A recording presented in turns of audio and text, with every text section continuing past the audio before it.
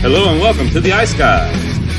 This is the show that takes you into the world of the National Hockey League. Every game, every day, from a betting perspective. With pro sports handicappers, Ian Cameron, Alex B. Smith, and various guests from the world of hockey and sports betting. And now, here's your host, Ian Cameron.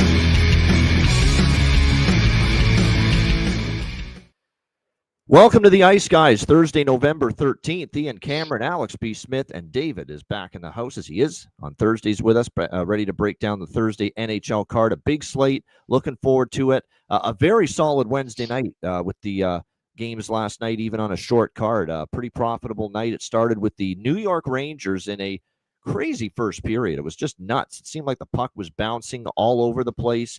There were deflection goals bouncing in off players' skates and sticks, and it was just one of those weird, crazy periods where it had 7 goals, 4 by the Rangers, 3 by the Lightning, but the Rangers were able to kind of, quiet the game down a little bit from that point on.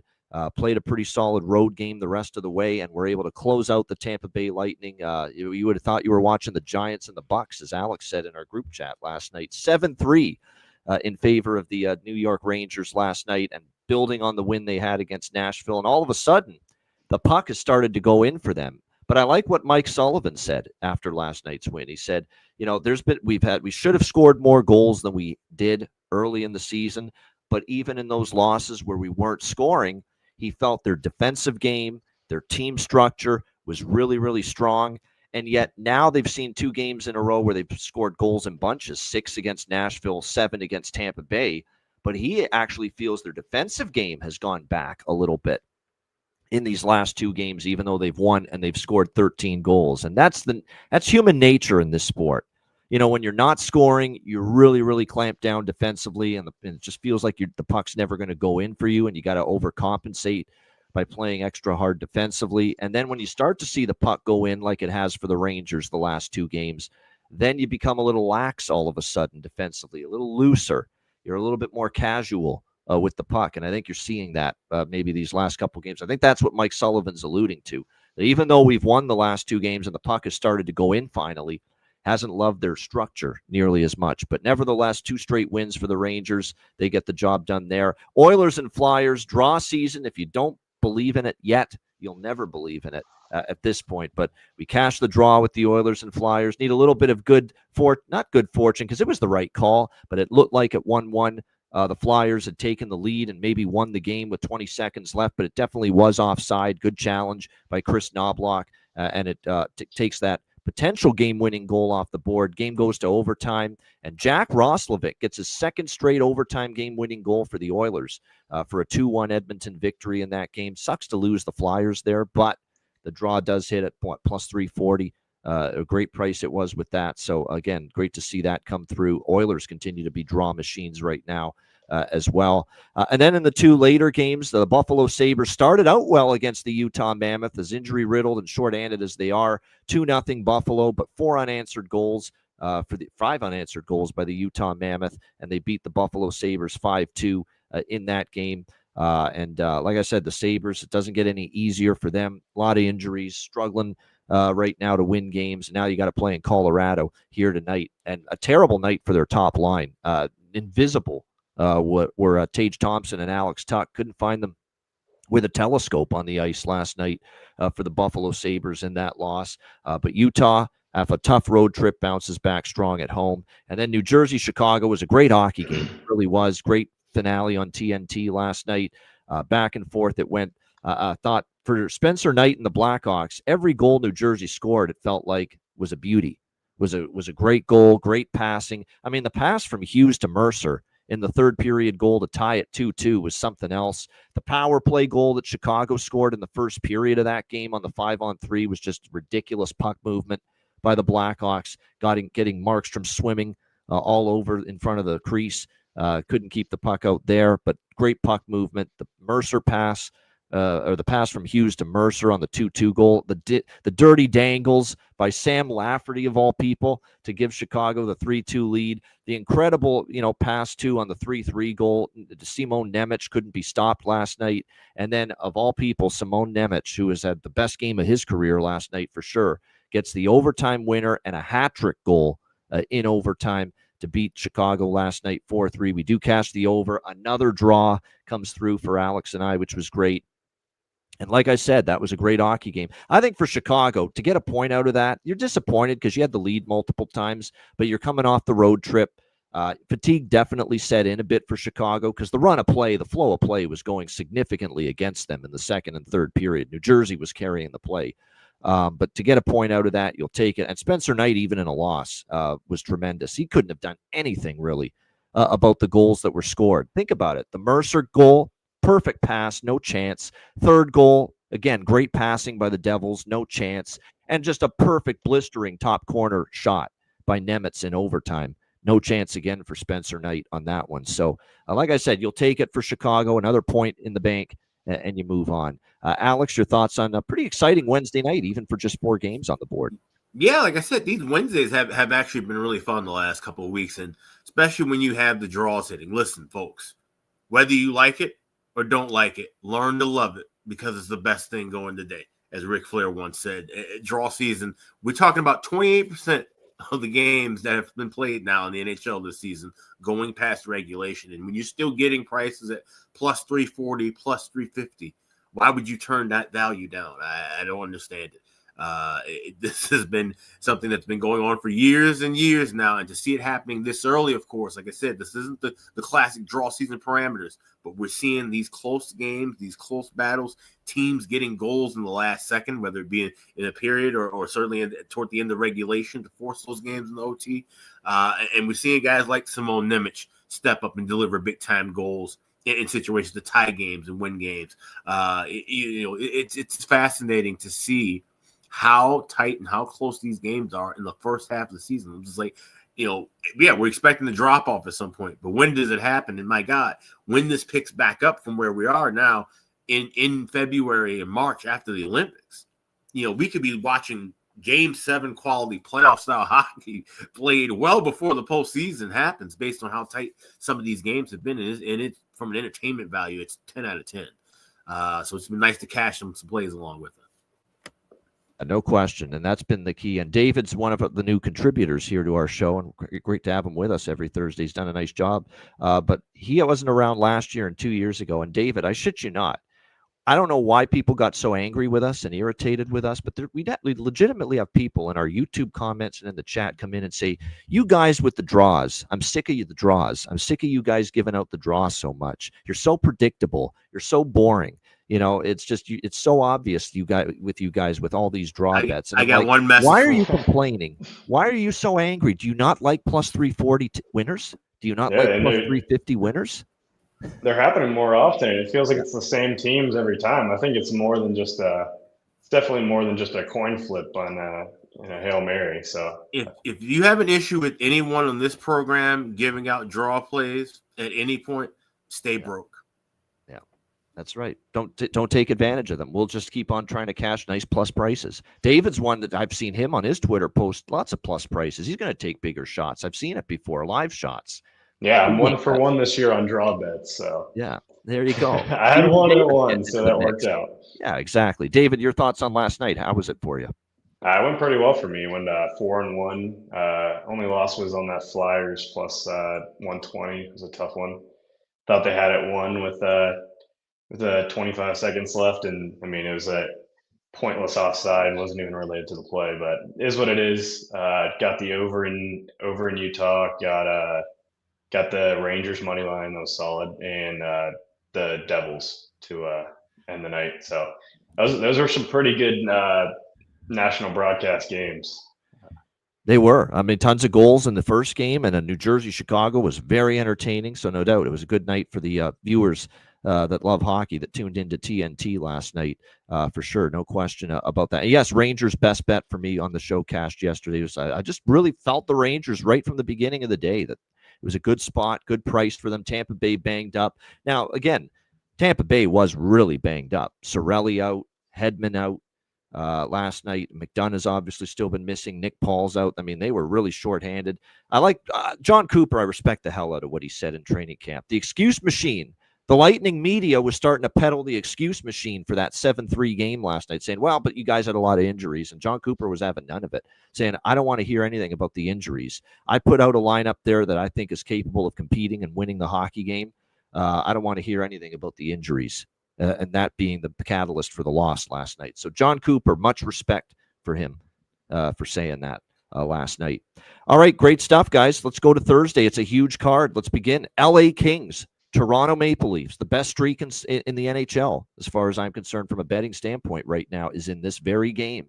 And I think you guys know what I'm talking about. Los Angeles, rather, minus 135 road favorites, 5.5 the total in this game.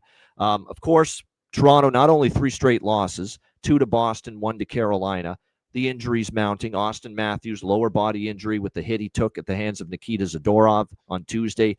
He is out at least the next couple of games, probably upwards of 1 week that he'll miss. So not that shocking that he's going to miss a little bit of time. So he's out. Anthony Stolarz sidelined day-to-day for the Toronto Maple Leafs as well. So, the injuries mounting for a team that's just struggling right now, struggling in particular defensively at this point in time. Matthews, Stolarz, Scott Lawton's back on IR again. They just got him back. Of course, these defensive woes have coincided with the best shutdown defenseman, Chris Tanev, being out of the lineup, and he remains out for the Toronto Maple Leafs right now.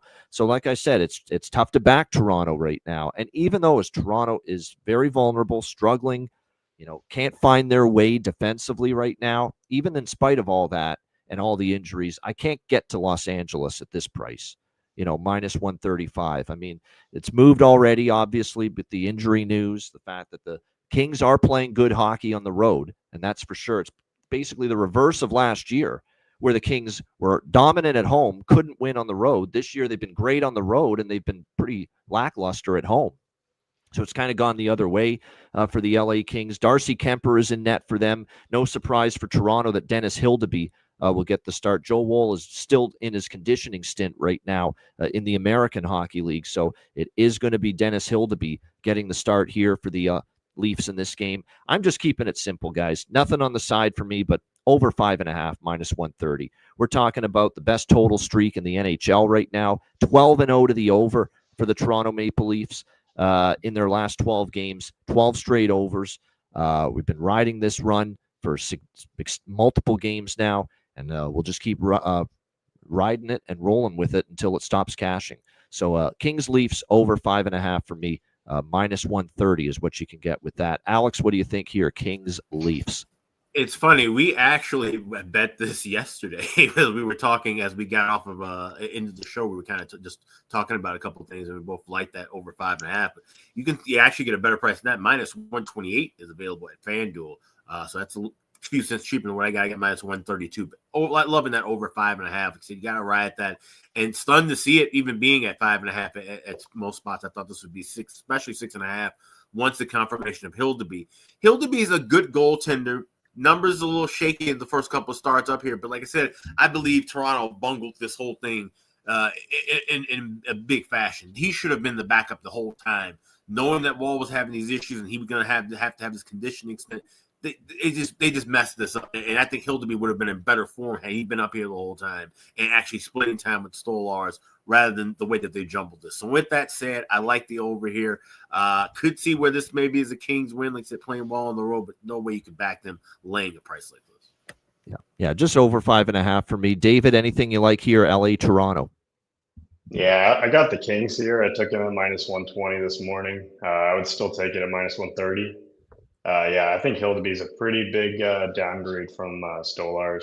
He was last year was minus 5 goals saved above expected in 6 games. I mean, the Kings aren't really a very fun team to bet as a favorite on the road, but they've won expected goals in 8 of the last 10. I mean, the Leafs defense has just been horrendous. I mean, if you watch it, it's even worse than the analytics are saying.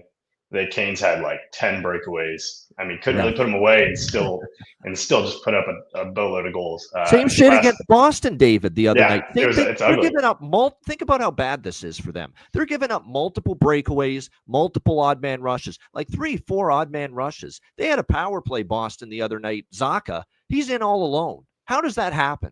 He's in Oh, all yeah. alone on a penalty kill that Toronto's on at the moment at that time. Hideous defensive play. And Berube's been all over them about it, and we're not seeing any improvement. Yeah, it's rough. I mean, I don't really know how you can bet them without Matthews, and I think the Stolars has been holding them together a little bit from just getting beaten down on the defensive end. So yeah, I like the Kings tonight up to minus 135. No doubt. Like I said, I can't back Toronto. It would be LA or not. I don't love the price on LA, but I totally understand anybody betting LA here. It's tough to wrap around getting to the Leafs at this point in time. No question about that. As far as props in this game, I like the Byfield look. Someone mentioned Byfield and the fact that he is, from the area coming back home. Yeah, I think there's a bunch of these players on many teams, but I know there's a few for the LA Kings from that standpoint. Playing close to home in Toronto, so they might be worth a look. Byfield, for example, here for the LA Kings. I still think Yoel Armia on the top line for the LA Kings. There's value as long as he stays there. For me, Bobby McMahon, Nick Robertson, I'd maybe look at for the Toronto Maple Leafs as far as maybe finding the back of the net for them here moving forward. I believe, let me just see here. Calle Yarncroke, I'm going back to Calle. Calle Yarncroke is back in the lineup after being a healthy scratch. So definitely I like that angle. Him back in the lineup. He was scoring goals early in the season. I think he might be worth a look. And yeah, Perry's never a bad option. The old man, Scory Perry for the Los Angeles Kings. All right, next up, we've got Washington, Florida. Florida minus 120 home favorites, 5.5 the total in this game. I cashed a ticket. I'm sorry to say this, David, but I cashed a ticket with Washington the other night against the Carolina Hurricanes, 4-1. I just felt the schedule, that was the spot where it was going to catch up to the Hurricanes a little bit. Great run, obviously, with this undermanned blue line and all the injuries back there. But I figured with Washington rested and off a couple of losses, you were going to get a good effort from the Capitals, and you did. And it was, man, I never knew that. This is stemming from last year, too. I never knew that Capitals and Hurricanes became such a bad blood rivalry, too. My goodness. Anderson got run over in that game by Dowd, and it led to a big fracas there in that game. So, yeah, definitely a little bit of animosity, which is good to see. We love that in this sport between the Caps and the Hurricanes the other night. Now they're playing another division team. Florida just can't seem to put 2 games in a row together, 2 good games.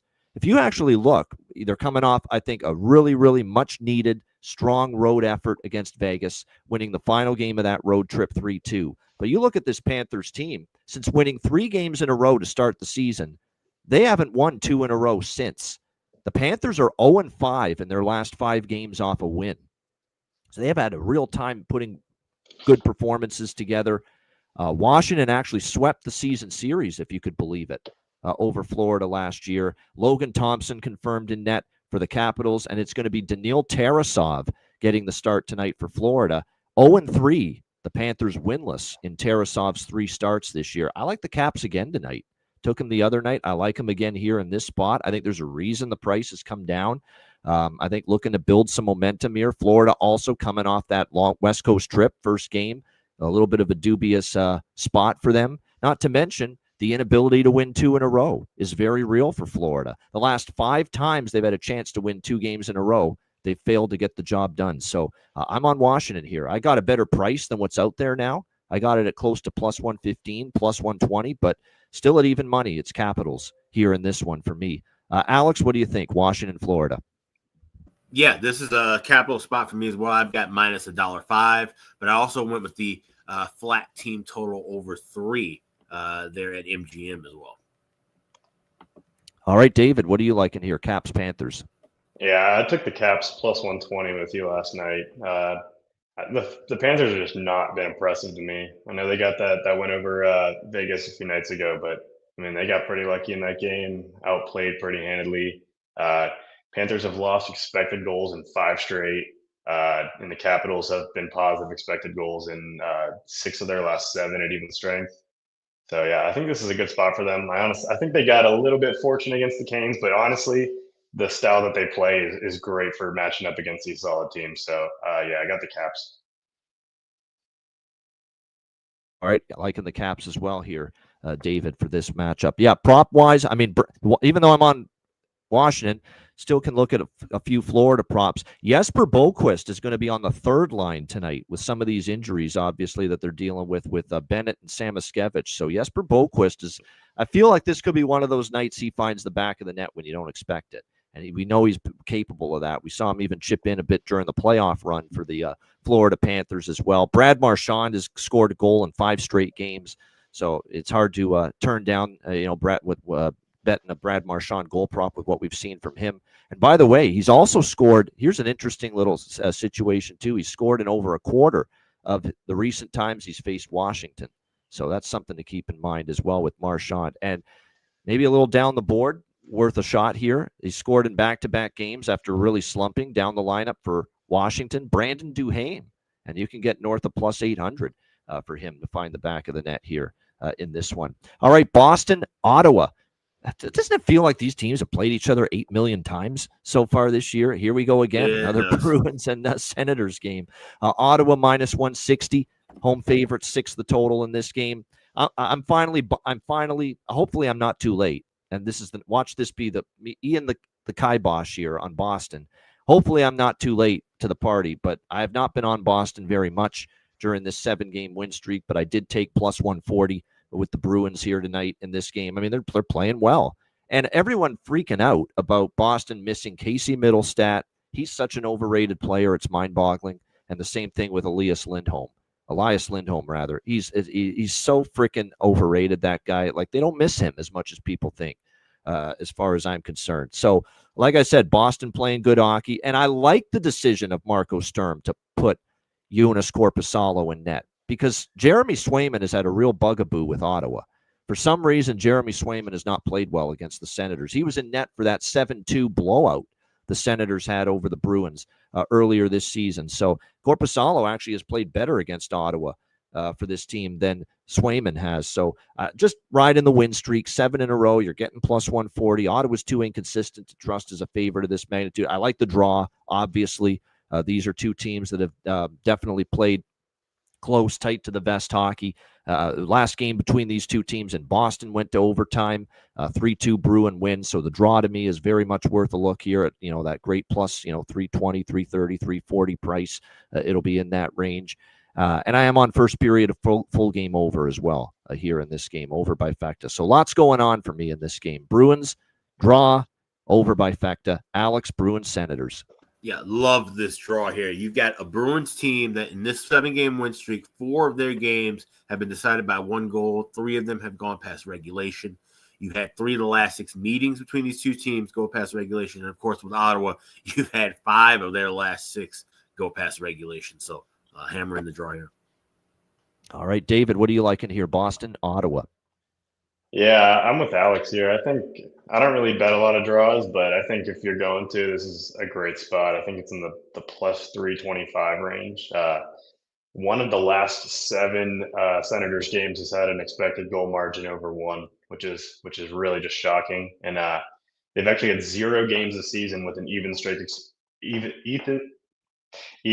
expected goals margin over 1 this season. So yeah, they just play every game close. I can't really bet them as a favorite here. I can't say Boston's a team. I think they're kind of at the top of their value right now. So yeah, I could definitely see this going to overtime. That's happened to me a bunch. What happened to David just there? The brain wants to say something, but won't let you. Yeah, that's the way it is sometimes. But yeah, the draw is worth plus 350, says Aaron at DraftKings with the draw. So that's a really good 340, 350 shop around. 340 at FanDuel, 350 at DraftKings. So DraftKings looks like it's got the best price on that for sure. That's a great draw. That's a really, really good draw. There's another one I like too, a couple others actually, but this may be my favorite draw on this card tonight, this Boston Ottawa. I could definitely see it going to overtime. And we've been like Kreskin with these draw bets here the last several days. So we'll hopefully hit another one here with Boston, Ottawa tonight. As far as props in this game, do you buy into? Oh, by the way, Shane Pinto off the ice news extension for the Ottawa Senators. And look, he hasn't been scoring as much lately. I think now with that newly minted contract extension with the Ottawa Senators, this could be the night he finds that back of the net again. Parlay Pinto, an old friend of ours. We're going to take a look at his goal prop tonight here in this game. I think also, too, Pavel Zacha scoring in the last game might be worth a shot here. Alex Steves is up on the second line. This is a guy now with Zacha and Arvidsson. And he scored against his old team, the Toronto Maple Leafs. Used to be in the Leaf organization. He scored against them the other night. I think he might be worth a look. And I will go back to the Ridley Gregg, Michael Amadio for Ottawa as well, especially Amadio. He finally didn't score last game, but he's been very, very good of late. And we'll see if maybe he can find the back of the net one more time tonight. All right, Dallas and Montreal. Canadiens minus 120, home favorites, 5.5 the total here in this game. The Habs off probably one of their worst performances in some time. 5-1 loss to LA on home ice. Did not play well. Got shut down. And, we've talked about this with Montreal. The one team is the prototype of a team that can give them some issues. Heavy, hard, physical teams. And LA is kind of that type of team. And you could see Montreal struggle with that. Dallas has some of that, but they're definitely not a full-blown physical type team. So this is definitely a Montreal. I would expect Montreal to certainly play better here on home ice. They've been a good bounce-back team most of the year, the Montreal Canadiens as well. We'll see how this one plays out. Casey DeSmith will get the start in net for the Stars in this game. Jakub Dobeš will be in net for the Montreal Canadiens. Now with Dobeš, 6-0-1 is his record this season. He's got one overtime loss. That's it, and 6 wins. So he's been great, but he has been not nearly as effective and sharp the last few starts, because if you look at his last 3 starts, he's allowed 3 goals or more in each of his last 3 starts. So not quite shutting the door like he did early in the year. This is definitely an over for me. Montreal's another team like Toronto. They're on an 8-game over streak. 8-0 to the over for Montreal in their last 8 games. I'm just riding it. I think we can get there with this one. Over 5.5, minus 115. This is another draw for me as well. Dallas and Montreal. Montreal's been one of the stronger draw teams with their games going past regulation frequently this year. Just look at the last 10 games alone. They've had half of them go past regulation. 4 of the last 6 for Montreal have gone past regulation. Dallas, 4 of their last 7 have gone past regulation, and they've gone past regulation now in 3 of their last 4 road games entering tonight, the Dallas Stars, including the Ottawa game a couple of nights ago. So for me, it's over 5.5, and the draw.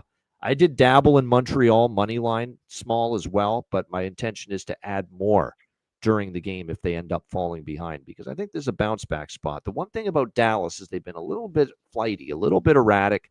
They're not, and look, they were down 2-0 to Ottawa the other night, and they credit to them to come back. But like I said, they didn't play a great 60 minutes the other night against Ottawa. I could see Montreal being victorious in this game, especially knowing they get Dallas with DeSmith and avoid getting Dallas with Jake Ottinger. Alex, what do you think here? Stars, Habs. Yeah, you mentioned it. All the spots here where this screams for a draw, and I like that spot a lot as well. Plus 320 is the best price available at BetMGM. Shop around. The DraftKings might have some better prices as well. So definitely shop around, because this is one that's teetering, one that you don't want to go below 300. For those who haven't been betting with the draws, plus 300 is kind of my cutoff point. You start getting to the 290, 280 range, then gets a little wonky. So shop around for the best price available. But also within Dallas, they said 4 of their last 8 going past regulation. Those 3 games on the road, all against Eastern Conference opponents as well, which that is part of the draw season criteria. When you have 2 cross-conference teams, their points are not battling against one another necessarily. They just want to get their own points. So if it's a close game late, you don't necessarily see a team trying to rush forward, and risk putting themselves behind and losing the game. It's one that'll kind of coast over. So give me the draw here.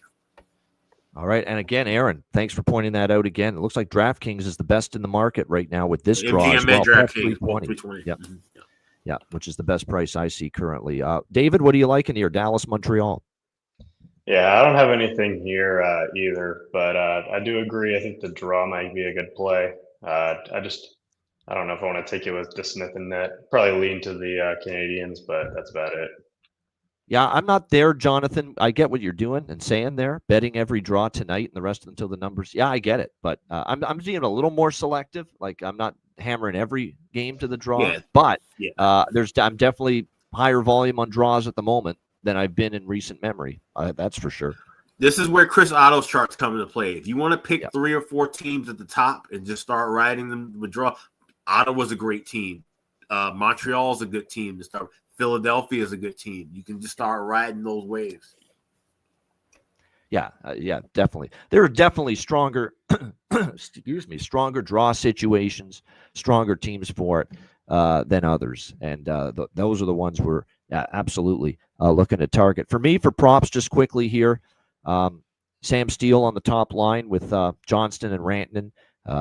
As far as that goes, there's definitely good value there. I'm going to go back to the usual suspects for me with Montreal. Kapanen, who's been pretty solid for them. I like that look as far as him getting on the board now on the second line, too, for the Montreal Canadiens. All right, next up, we've got Anaheim and Detroit. Detroit minus 140, home favorites here, 6.5 the total in this game. Alex and I, we've become kings of the Anaheim Ducks fan club. I truly believe that with how much we love this team and how much we've backed them this year throughout the season. We figured this team was going to have some improvement. We loved the hire of Joel Quenneville.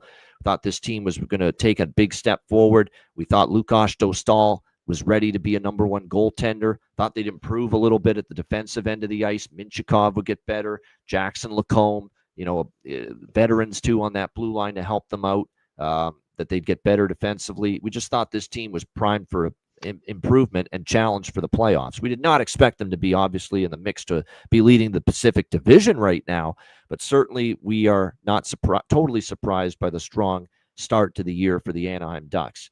That being said, this is a team that did have their win streak snapped the other night against Colorado. They have played a ton of hockey, a crap ton of hockey lately in a short period of time. And for the first time, they've been basically finding ways to win and overcoming the fatigue, overcoming the significant amount of games in a short period of time with the adrenaline of being such a young team playing great, and they found ways, but they finally looked a little haggard, a little tired in the third period in Denver the other night against Colorado. Delay a game penalty, a bit of a fatigue mistake, and Colorado was able to cash in with the power play goal that put that game away.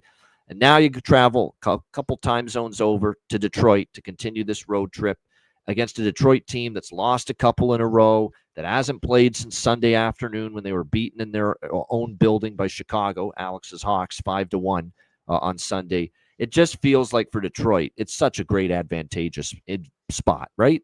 They've had several days off after losing a couple in a row. Todd McClellan was talking to the media saying, it's been so great to finally get a couple of real hard, full practices in with this team because the schedule doesn't afford that. Like, this is very rare air for a team in the situation Detroit's in tonight to be off from Sunday to Thursday.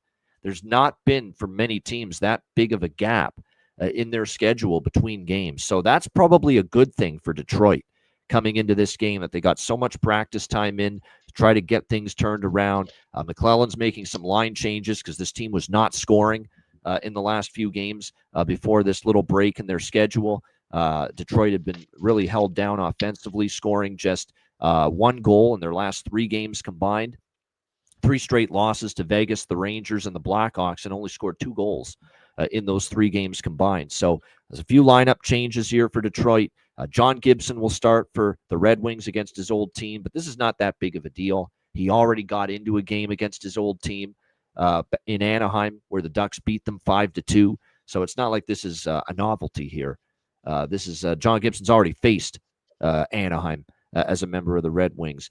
Peter Mrazek is going to get the start here tonight for the Anaheim Ducks against one of his old teams. He's been around the block, but Detroit certainly one of his former teams. We'll see how he fares. Now, to Mrazek's credit, 2 awful games from him against Boston and San Jose early in the season. He was terrible in those 2 games. I remember it. But in the third period against Vegas, he was really good. It was the best period he's had all year, and it was overall the best game he's had. And he was in net for that Anaheim win against Vegas. That being said, even though it was his best game and best performance, that game still went over the total first period, still went over the total full game. It ended 4-3. And that's where I'm focusing. This is one night for me to pump the brakes on betting Anaheim. Not tonight. I just don't like this situation for them. Detroit's been off for several days, off 3 straight losses with Mrazek in net too instead of Dostal. This is the night for me to pump the brakes on betting Anaheim. So nothing for me on the side. I'm not going against them either, not at this price, but I'm not on Anaheim tonight. I am on the first period and full game over, though. Over by factor it is for me. I think we'll see some goals. It's also been a strong over series history, Ducks and Wings in recent meetings. All three Mrazek starts this year, first period over and full game over, have both cashed. So first period over, full game over for me here, Anaheim, Detroit. Alex, what do you think? Ducks, Red Wings. Yeah, it's been a nice run with this Anaheim Ducks team. And like I said, it's a team we love, a team that we will certainly be continuing to back, but not here. Not tonight. Give me the Red Wings tied with the over 4.5 and get minus $1.02 with that parlay over at BetMGM. I will be looking for that first period over live because you're seeing everything between minus 145 up to as high as 160. So definitely wait a couple minutes and try and get a better price on that 1.5 in game. But I think Detroit gets the victory. Like I said, having that time to not only get practices in, but then just kind of get acclimated. Like I said, just have some downtime after playing so many games with this condensed schedule. That can be hard for certain teams. I think we could see a boost of energy here. And I think for Anaheim, we just may see a little bit more of the deflation of air after having that loss against Colorado, now coming out of the altitude, having the streak snapped. There's times where we see those losses kind of carry over. I think this could be a carryover spot here. So I like Detroit tied with the over 4.5, and we'll be on that first period over in game. Yeah, a great quote from McClellan talking about it. We don't get a lot of time during the season to practice the way we did on Tuesday. We just can't because you have so many games in a short time frame this season. It was physical, a lot of battling, and so it gave us a chance to have a hard practice like that. It just feels like Detroit's going to play hard, play well tonight, in my opinion. We'll see if that's the case. David, what are you liking here? Ducks, Red Wings. Yeah, I think this is a great spot for Detroit, honestly. They're up a few tough games. They got kind of unlucky against the Blackhawks. They had 5.5 expected goals, didn't quite get it done. I think Mrazek Soderblom special that was. Yeah, of course. Yeah. But I think Mrazek's just a massive downgrade from Dostal. I mean, he's minus a full goal above average per game so far. Obviously, small sample size, but last year he was minus 14 for Detroit. It's just, I think it's just a massive difference. I mean, the Red Wings have at 5-on-5, they have a 42% actual goal share and 50% expected goal share. I think they're going to kind of turn it around here. I think this is a really good spot for motivation too, especially with Gibson losing the first meeting. I think they show out. I think they win this one handedly. All right, there you go. DeBrincat. Again, you're not getting great prices when you're betting Alex DeBrincat to score. That being said, I think he's going to get one tonight. They were talking about how he's got to, he wants to get going a little bit now on this homestand offensively. So maybe look at that. It looks like Emmett Finney, who's been on the top line a lot, he's going to get shifted down to the second line with JT Compher and Patrick Kane. And even though I'm on Detroit, not on Detroit, but even though I'm not on Anaheim from a side perspective, doesn't mean I can't bet Leo Carlsson, to score a goal. And I think I should. 4 straight games with a goal. He's been absolutely outstanding for the Ducks. So definitely going to look toward a goal prop for him going into this game here tonight for the Anaheim Ducks. I recommended it the other night, and it cashed. Leo Carlsson tied with Nathan McKinnon. You can tie Leo Carlsson to maybe Dylan Larkin and McPhinney. You could tie Leo Carlsson to anybody on the other team they're playing against for a point parlay, and it probably end up being a fairly decent chance it hits. Yeah, the first period, I don't mind that. If you're interested in Detroit, and I know Alex has the Detroit and over 4.5 parlay, but the first period money line, is not bad. I could see them maybe getting the jump in the first 20 minutes of this one. I might end up looking at them first goal since I'm already looking at first period over. Right. So, that's a way you can play that too. I think a good look. I think Detroit can put up some goals tonight. I think the over 6.5 parlayed with the Red Wings is a good look. Okay. Yeah, exactly. You'd get a really good price on that. Like if you put Detroit with over 6.5 or 220. Yeah, you'll get a good price on that, no question. All right, Edmonton, Columbus. I don't know if either team's in a great scheduling spot here, but we got Columbus minus 120 home favorite, 6.5 the total. We got Columbus off a long road trip out west, and only 48 hours after coming back from Seattle. That's not great. That doesn't scream like a bet on spot, but at the same point in time, Edmonton's on a back-to-back, and it's a weird game last night because they started out slow. Philly could have been up in the first period. Edmonton gets the late Bouchard first period goal, And then Edmonton dominates territorially second period and into the early part of the third. And then Philly starts to get going and they tie it. And Philly ends up probably could have won the game, but it gets called back because of offside. So that was a weird game. Both teams felt like they had instances where they were going to win last night. But the Oilers did have the territorial edge for most of that game. That being said, on a back-to-back with Pickard in net and a revenge spot, because Columbus just pissed it away against Edmonton last week in Edmonton. I remember that. They were up by 2 goals, 3-1 and 4-2, and lost 5-4. Connor McDavid went all Superman in the third period in that game and willed the Oilers to a comeback win. The Jackets do still have the flu bug a little bit, but I think it's starting to wear itself through the room. I think they're in a little bit better shape in that regard. That being said, the captain is out tonight, Boone Jenner. He will not play for the Blue Jackets in this game. That being said, here's how I played this game. Smallest bet for me is Columbus, -120. I'm still going to take a small shot with them in this spot. Revenge spot. Edmonton on a back-to-back. Edmonton's still not all the way back, in my opinion, as well. Not to mention Pickard's kind of been more bad than good early in the season. And I'm also on over 6.5. Not the first period over, just the full game over here, 6.5 with the Oilers and the Jackets. Oh, and the draw. This is another draw for me.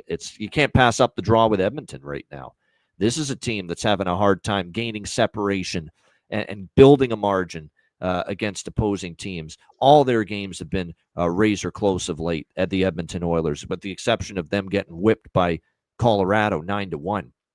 But you go back and look at their last 9 games. The Edmonton Oilers have gone past regulation in 6 of their last 9 games. Of course, the game in Edmonton was one of those games between these two teams that went past regulation.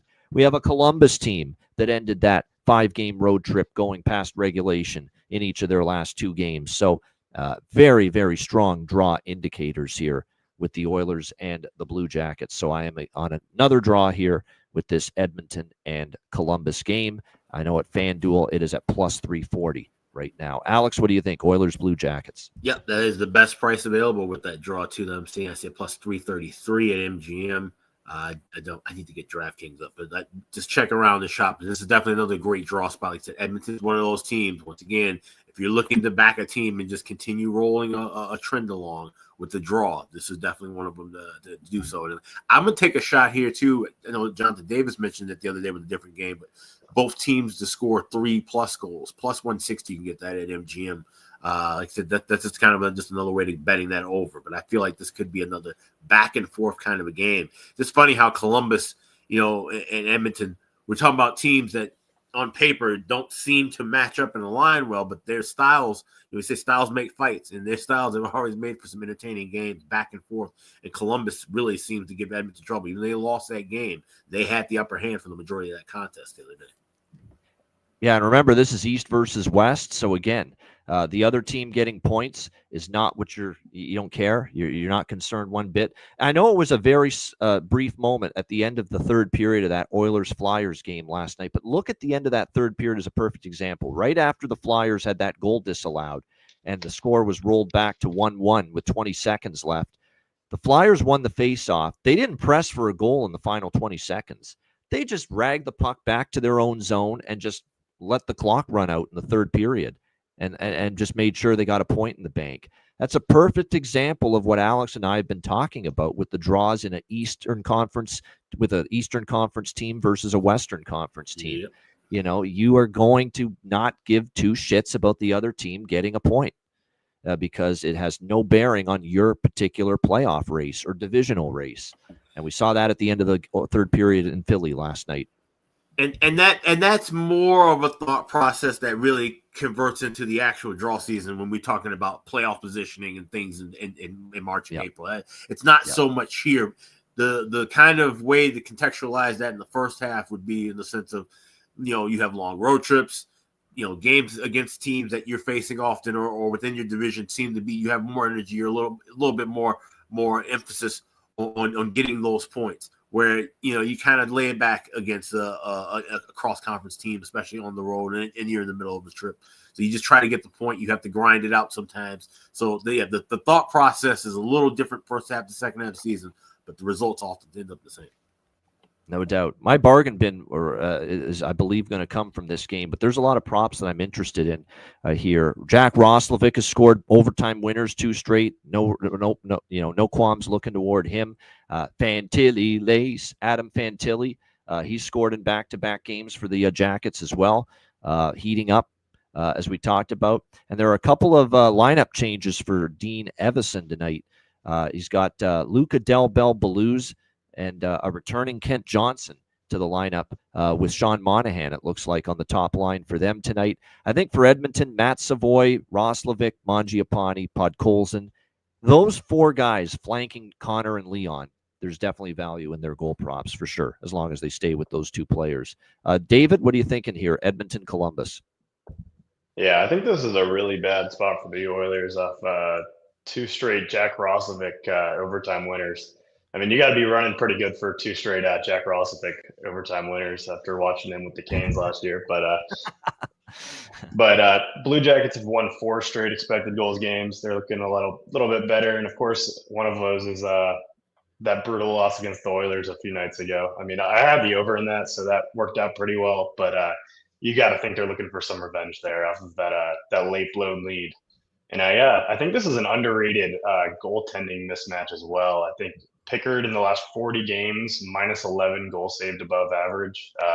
Jet Greaves, I think we might need to start giving a little more respect to. He saved 30 goals over expected in 30 games with Columbus. So, yeah, I think he's got to get a little more talk about him, and I think they're a great. We love Jet Greaves around here. We've been talking and praising Jet Greaves since the end of last season. Like he's definitely a kid who's on the rise.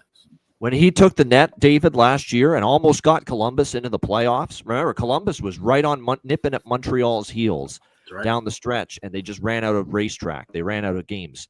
But they were right there. And Jet Greaves was the one they were winning all those games with Jet Greaves in net late in the season. So, yeah, we're big fans of Jet Greaves. We think he can be capable at this level. Yep. Good stuff. All right, that's about it. Yeah, Buffalo and Colorado. We've got Colorado minus 350 home favorites, 6.5 being the total in this game.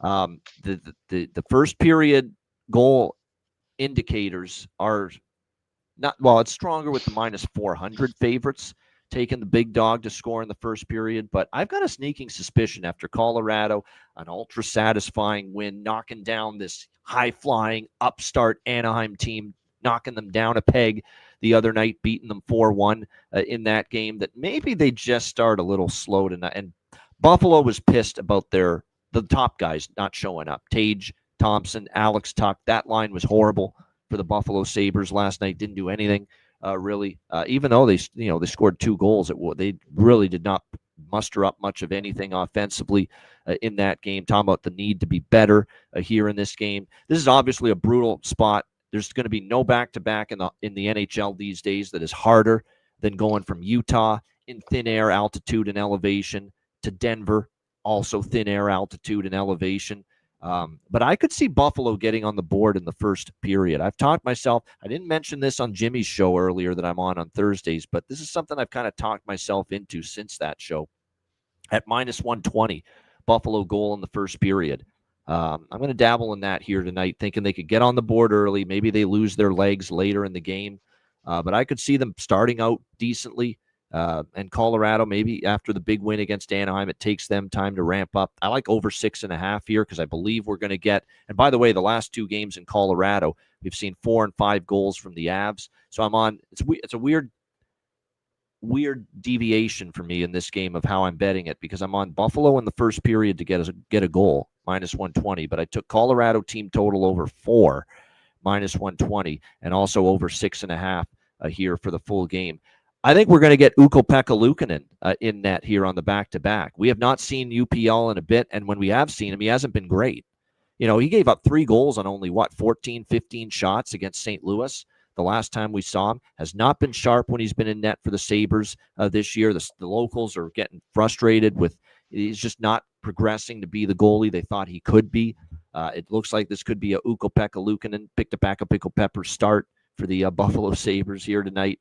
And then for Colorado, it's going to be Mackenzie Blackwood. And I'm telling you, Mackenzie Blackwood has not been at his best so far. He's not been at his top form. He's been fighting it. whether it's rust from the injury, just not finding rhythm, starting every other night. He hasn't been able to this year. He has not been at his absolute best in the early going the few times we've seen Blackwood this year. The 2 games, he gave up 3 to San Jose, 4 to Vancouver, 7 goals in those 2 games combined for a 3.41 goals against and an .875 save percentage, which is not that great. So the door could be open for Buffalo to chip into this full game over. And I think Colorado takes care of the rest. So Buffalo first period goal, Colorado team total over 4, and the full game over 6.5 for me here. Alex, Sabres, Avs. I'm just going to go with the old Matty Rob special. I'm going to tie that first period over 1.5 with the full game over 5.5. You can get that minus $1.12 at FanDuel. I'm expecting goals here, and I'm expecting more of the goals to come Colorado's way. I could see this being an avalanche, pun intended, of goals on, like you said, either whether it's UPL or a Lion. I think this is just a bad spot here for Buffalo. So give me goals. Like I said, just tie it in the first period over to the full game over and a parlay minus $1.12. 4 straight road overs for the Buffalo Sabres, too. 4 straight Sabre road games have gone over the total. 4-3 against Toronto, 4-3 against Boston, 6-3 against Carolina, and 5-2 against Utah. So 4 straight Sabre games have gone over the total on the road. What do you think here, David? Buffalo, Colorado.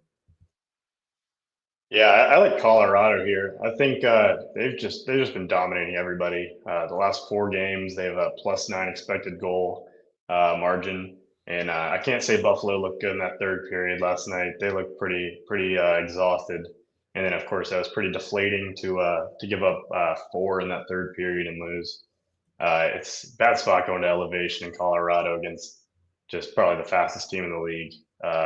UPL, I mean, I don't know why they just keep trying to believe he's the guy. He's had a negative goals allowed above expected in like 5 straight years. I mean, it's just not. He's got -3 in 3 games so far. Yeah, I don't know why they keep giving him chances, but yeah, I think the Avalanche put up like 6 or so tonight. I think they win like 6-1. I got the -1.5. I would take it up to -150. All right, good stuff. I'll say this about AM, who is in our chat, and he has these systems that he bets, and apparently Buffalo fits this system. I'll be the first to give him all the adulation, praise, flowers, you name it. If he's in the chat tomorrow or the next couple days and Buffalo wins tonight, we'll give him all the praise for that if they are able to get it done. It's ballsy. It's bold. I'll say that. Buffalo at the plus. I mean, the only thing you can look at price-wise is Buffalo. Yeah. Yeah. Oh, of course. I mean, if you're going to bet a money line, yeah. Yeah. If you're price hunting plus 300, you have to get creative to bet Colorado. Yeah. I just don't think it's a great idea. So. Yeah. Well, we'll find out, no doubt. It does feel like they're up against it. We'll see. And Colorado has like 5-1 and 7, something like that. But the last 2 times they've hosted Buffalo, yes. Actually, you know what? It was a 6-5 overtime game the last time they hosted Buffalo. So Buffalo did push them. But before that, they won 5-1 at home against Buffalo before that. So we'll see how this one plays out tonight. As far as props, Lekkonen's heating up. We don't mind looking toward that direction with him maybe as far as a goal prop. I'm going back to the Gavin Brindley well. Jared Bednar's moved him to the second line with Nelson and Colton. So there's some real good value on Gavin Brindley here tonight, in my opinion, for the Avs. And then for Buffalo, Tage Thompson and Alex Tuch called themselves out. Lindy Ruff kind of hinted at it. We didn't get anything from our top line last night. So if you're going to target motivated players for Buffalo, that would be a good place to start with those guys, because they know they got to be a hell of a lot better, Tuch, Thompson, that line, than they were last night against Utah. All right, San Jose, Calgary. We've got Calgary -160 home favorites. The total here sitting at 6 across the board. My only little fear in this game is that the Calgary Flames have beaten San Jose 6 straight times, but these teams are in completely different stratospheres right now. Calgary can't score. They're struggling. Dustin Wolf's been up and down. The defense hasn't always been solid, but they're struggling to score. And San Jose, Macklin, Celebrini, Will Smith, this young core, and what they're doing offensively, people are just raving about it. But at the same point in time, the defensive play from the Sharks is not getting talked about enough. They have given up 1 goal in each of their last 4 games, all of them victories. Yaroslav Askarov is starting to play like that first-round draft pick that he was selected by the Predators years ago.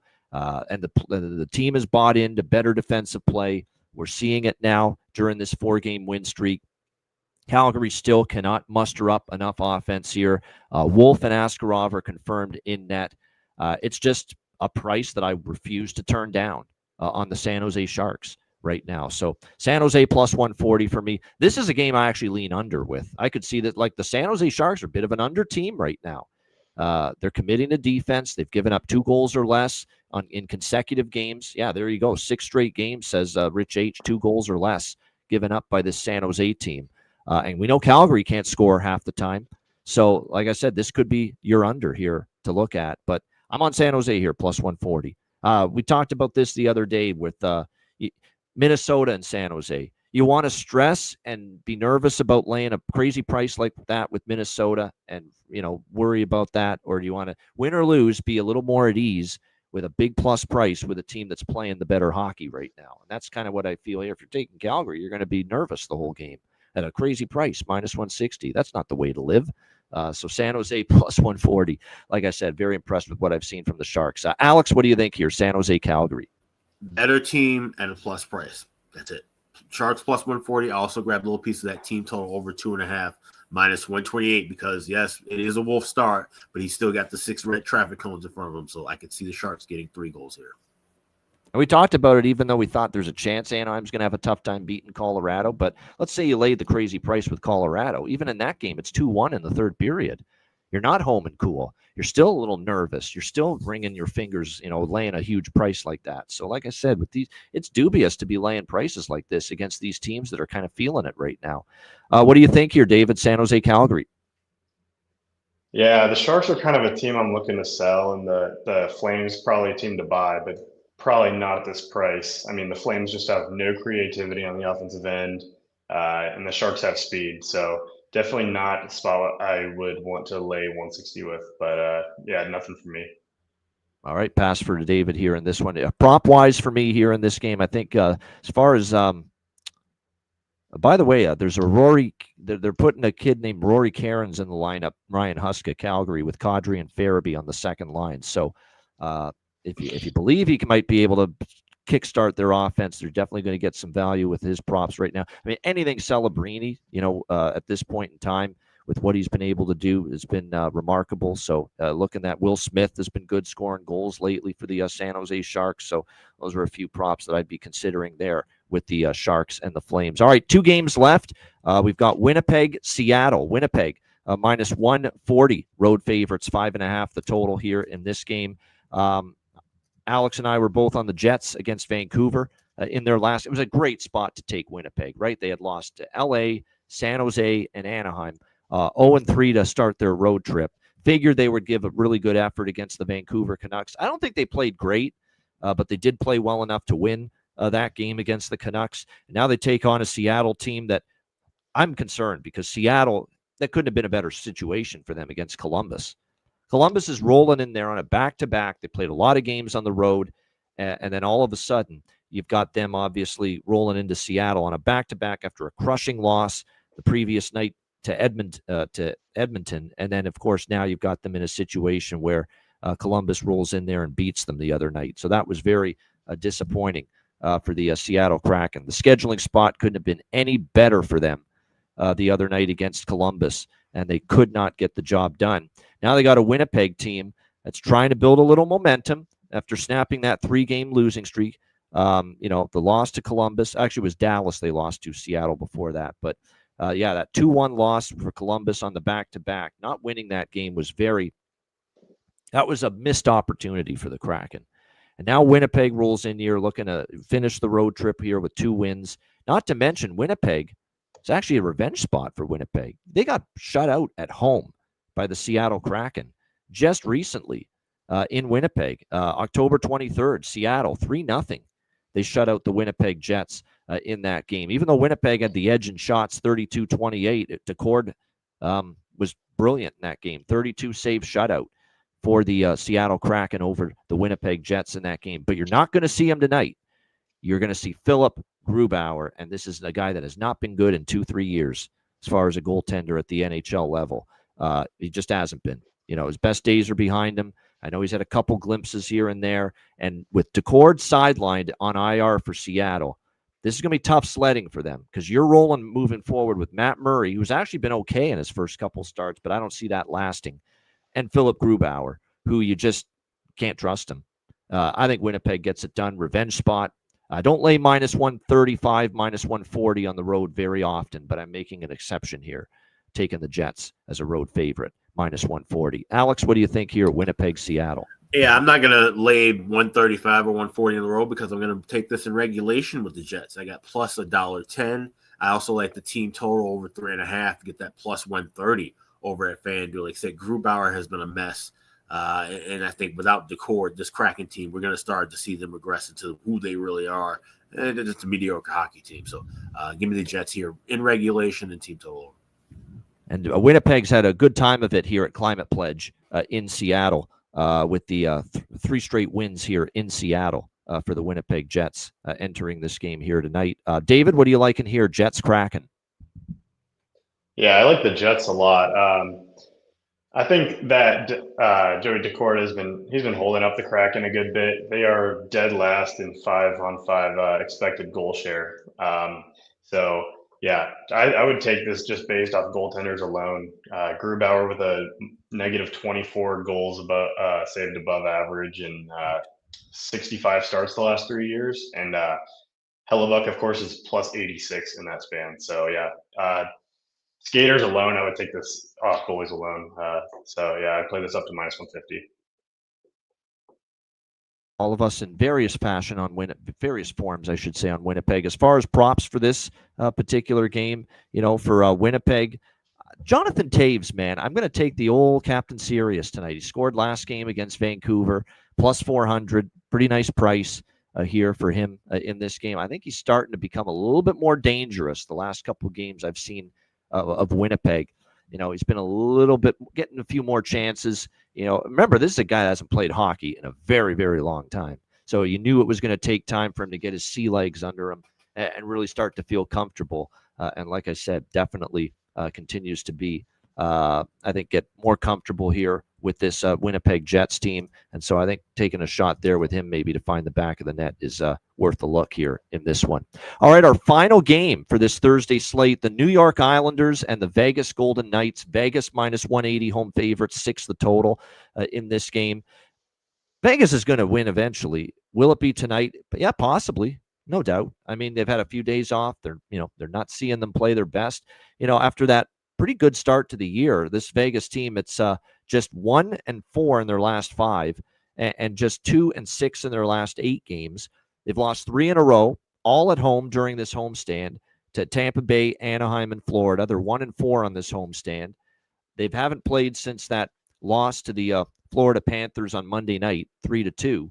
So it seems like it's not a bad scheduling spot for Vegas. They've been at home. They're off 3 losses. They're going to be looking to bounce back, yes, but the more my first thought was I do like the first period over in this game specifically. I know it's cooled off a little bit in recent Vegas home games. It hasn't been automatic. There's been a couple of Vegas first period unders at home, but I think this game with them off 3 straight losses, come out storming, and try to find the back of the net. So I do like the first period over in this game, but I'm going to dabble in the Islanders here at plus 160 because I looked at series history.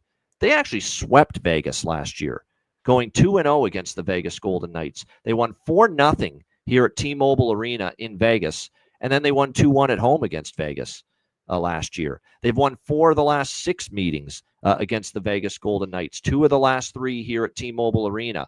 Ilya Sorokin, who's going to get the start tonight for the Islanders, not only is he playing better of late, and he really is playing better. If you look at the numbers here, he was in net for the win against New Jersey, handing the Devils their first home loss of the season, 2 goals on 35 shots.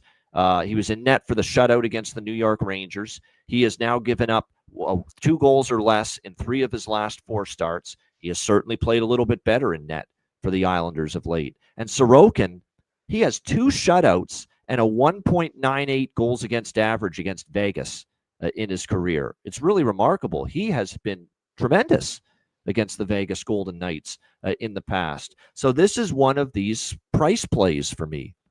I'm daring Vegas as a monstrous favorite to prove they're worthy of being a minus 180 favorite against an Islanders team that's playing a little bit better, a goalie that's getting some confidence back, a team that swept Vegas last year in both meetings, so they know they can beat this Vegas team, and a good enough price to take the shot, in my opinion, with the New York Islanders. So Islanders for me, plus 160, and I'm on the first period over here as well. Alex, what do you think here? Final game, Islanders, Golden Knights. So, yeah, I like this full game over at 6. I did play this small. I will be looking to grab first period over in-game at a better adjusted price. But I'm right there with you with the Isles. I also like the draw here at this spot, plus 350. So it's a dog and draw spot for me. And with that, I will be taking Matt Barzal at 80-1 to get the overtime game-winning goal should this one go past regulation. There we go. So Islanders win an overtime game-winning goal for Matthew Barzal for Alex. He's been taking a few swings with that prop market this year, and he's already hit a couple. So we'll see if that can come to fruition again here tonight. David, what do you think here, Islanders and Golden Knights? Yeah, I'm actually opposite of you guys. I'm taking Vegas here, minus 180. I think it's a tough spot for the Isles. You're off back-to-back wins over your crosstown rivals and the Rangers and the Devils. Obviously Sorokin is fantastic, but they gave up 2 goals on 9 expected goals in those 2 games. Vegas off 3 straight home losses.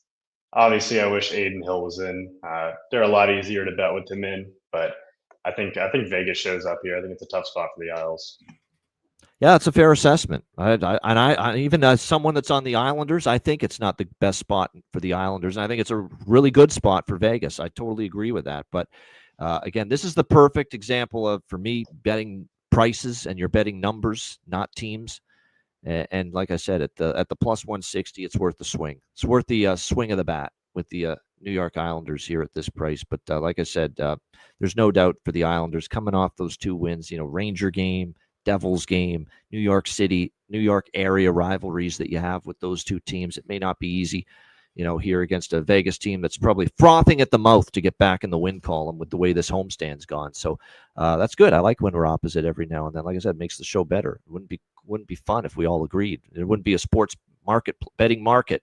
There wouldn't be freaking sports books if everyone was on the same side. That's what we always say as far as that goes, no doubt. As far as props for this game, Emil Heineman, it's broken record at this point that I like Emil Heineman props, but we're going to keep rolling with it as long as he stays up on the top 6 for the New York Islanders, and still with Horvat and Palmieri. Holmstrom, worth a shot here as well, in my opinion, for the Islanders. For Vegas, I'm going with close shave Barbashev. Dorofeyev's got to get rolling. He's been quiet lately. I could see that. And here's one that I'm going to maybe look at here. It looks like he's been called up from the minors for the Vegas Golden Knights, and it looks like he might be in the lineup, and not only in the lineup, but with Hurdle and Dorofeyev on the second line. Now, again, it's his first NHL game with Vegas, but Braden Bowman is the name. Braden Bowman for the Vegas Golden Knights, going to be on the second line for them, it looks like, here tonight, making his first appearance for the Vegas Golden Knights. So, again, should be interesting. Summoned from Henderson, the Silver Knights, of course, the AHL affiliate. So, maybe a little Braden Bowman prop sprinkle here in his first game this season with the Vegas Golden Knights, especially if he's going to get that position that it looks like he will, second line opportunity on the right wing side with Hurdle and Dorofeyev. All right, great stuff. Great card. Great Thursday night, hopefully ahead. Shout out to everyone in the chat. Hit the like button. We appreciate it very much. Make sure you check out wizardsportspicks.com. Again, great roster and stable of handicappers on that website. You can find me there, Alex B. Smith there, Matt Robinson there. Ton of great handicappers. Been a very good, profitable run on the website. It's an all NHL card for me tonight as far as premium picks on the website. A nice 18-10 run in the NHL at wizardsportspicks.com. So make sure you check it out. And again, Beyond the Lines, the video series, the daily video series at the Wizard Sports Picks YouTube channel. I have a Beyond the Lines show I did today for Thursday, and I'll be doing it for Thursdays and Sundays moving forward. So make sure you check out the YouTube channel as well.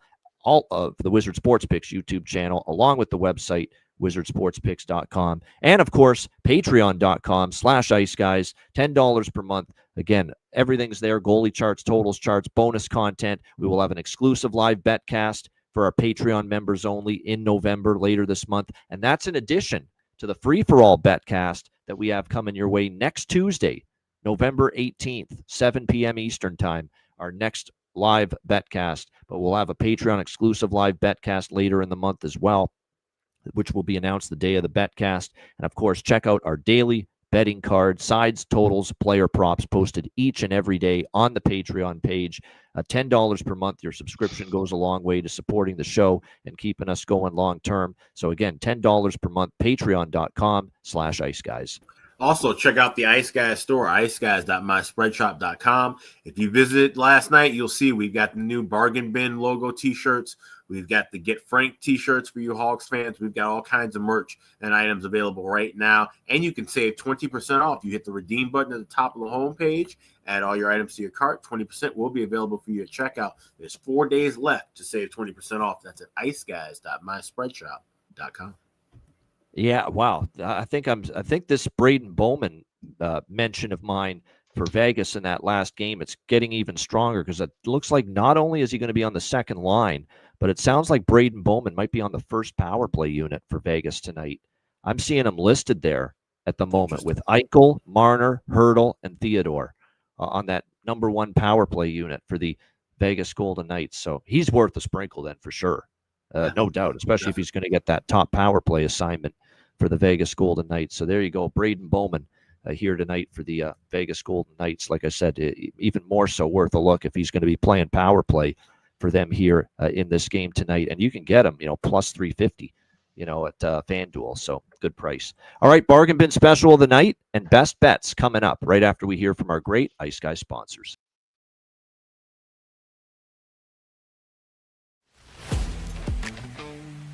Wizard Sports Picks, featuring the finest handicappers in the universe. Sharp insights, trusted picks, and relentless results. We strive to help you become consistent winners. This is Wizard Sports Picks.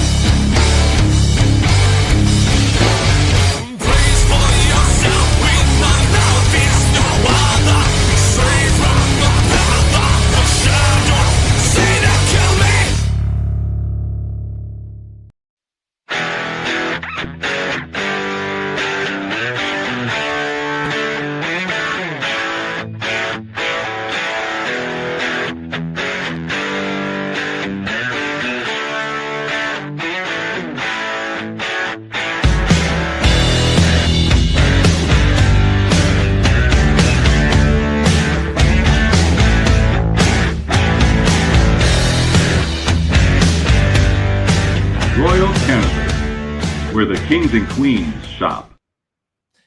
Check out all our sponsors, including Royal Cannabis, royalcannabisshop.com, 20% off using the promo code IceGuys. And yes, Royal Cannabis is right down the road from David. They're Randleman, North Carolina.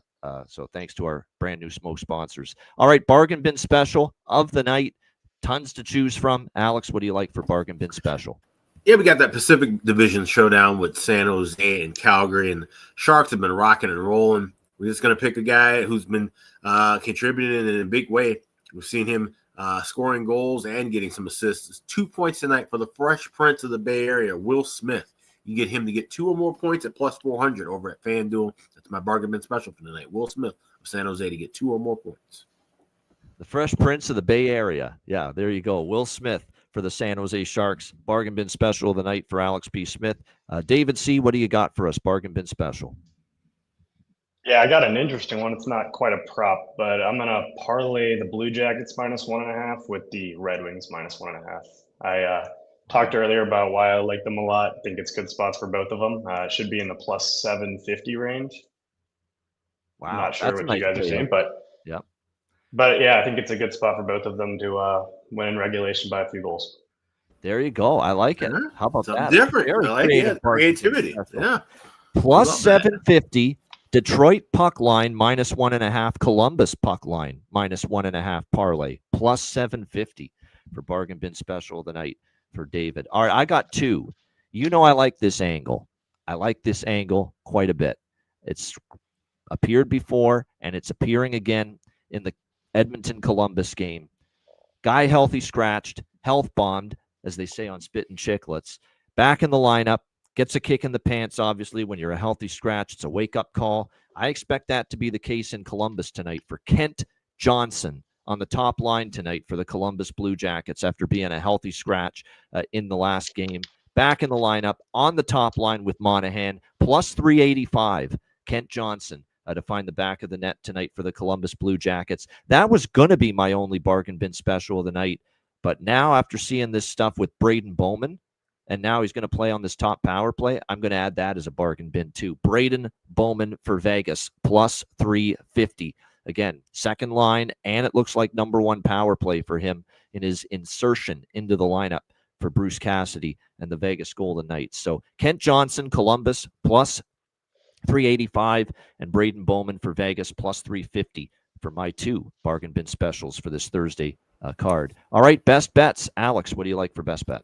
We're going with that Boston-Ottawa draw. You can get that as high as plus 350. I'm seeing plus 340s as well. So shop around, get the best price available. We're rolling and we're rocking with draw season. Let's go with Boston-Ottawa to go past regulation here tonight. All right, Boston-Ottawa draw for Alex B. Smith with his best bet. David, what do you got for best bet? Yeah, it's been tough. We've lost the two I've had in overtime so far. So I'm going to go with the Blue Jackets. I think it's a great spot for them. Obviously, off that unfortunate loss when they blew the lead to the Oilers a couple of nights ago. Good spot with the Oilers off that almost near loss and then winning in overtime last night. I think it's a great spot for them. I think Jack Reeves in net. I think they put up a good showing. All right, there we go. Columbus money line. You can get that at as good of a price as minus 116 right now with Columbus money line. Best bet for David. My best bet, I'm going to go with a side. Most of my best bets have been totals, but we had a side winner last night. New York Rangers as a dog. It was not only a side, it was an underdog. I'm going to go with another underdog tonight. I like Washington here tonight. I think it's Florida has just not shown an ability to win 2 games in a row. Florida is winless 0-3 with Daniil Tarasov in net. He's getting the start tonight. I know we're not getting as good of a price on it as we did earlier in the day, but you can still find as good as plus 108 out there right now with Washington. I think they get the job done down in the FLA tonight. So Washington Capitals plus 108 for my best bet here for this Thursday NHL card. Shout out to everyone in the chat. Hit the like button. We appreciate it very much. Great show. David doing a great job with us on Thursdays. A reminder, too, next Tuesday, 7 p.m. Eastern, Ice Guys Live Betcast. Looking forward to that. Hopefully it's as fun and as profitable as the Frozen Frenzy Betcast last month was. So looking forward to that on Tuesday night. Reminder, the Ice Guys is live 7 days a week, Monday to Friday, 2 p.m. Eastern, Saturday and Sunday, noon Eastern. If you can't watch the show live, download the Ice Guys podcast in audio form on all major podcast platforms. For Alex B. Smith and David C., I'm Ian Cameron. Have a great Thursday night. Enjoy the games and good luck. And we are back Friday, 2 p.m. Eastern for another edition of the Ice Guys.